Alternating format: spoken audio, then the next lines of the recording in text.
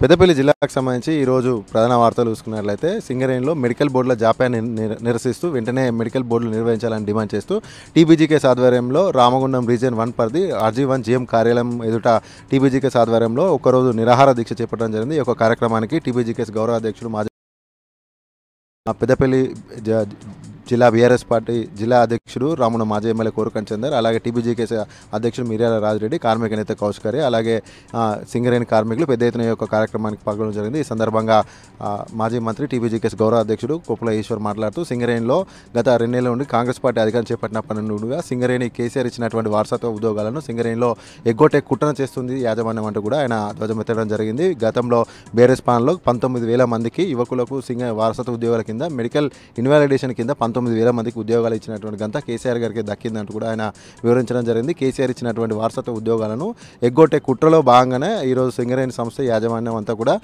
Medical బోర్డులు ఆలస్యం చేస్తుంది. గత 2 నెలల్లో కూడా కేవలం 3 మెడికల్ బోర్డులు నిర్వహించడం దారుణం అంటూ కూడా ఆయన వ్యాఖ్యానించడం జరిగింది.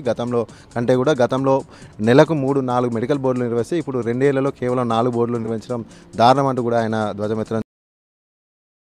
ఈ యొక్క కుట్రకు స్వస్తి తెలిపి వెంటనే మెడికల్ బోర్డులు నిర్వహించాలి. అలాగే గతంలో నిర్వహించినటువంటి 4 మెడికల్ బోర్డులకు కూడా మళ్ళీ పునరుద్ధరించి మళ్ళీ వాళ్ళకు కూడా మెడికల్ బోర్డుకు పిలిచి కూడా వాళ్ళ ఇన్వాలిడ్ కింద వారికి ఉద్యోగాలు ఇప్పించాలంటూ కూడా ఈ సందర్భంగా డిమాండ్.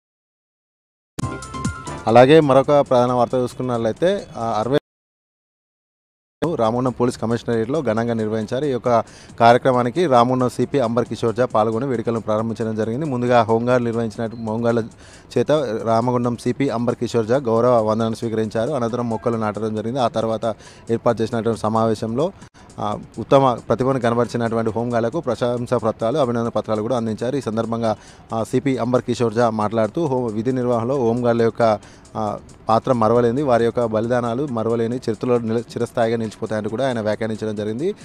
ఉన్నతాధికారులతో పాటుగా కూడా సమాన పనిచేస్తూ కూడా దేశ రక్షణకు అలాగే సమాజ శ్రేయస్సు కోసం ప్రతి ఒక్కరు కూడా పాటుపడాలంటూ కూడా ఈ సందర్భంగా సిపి ఆకాంక్షించడం జరిగింది.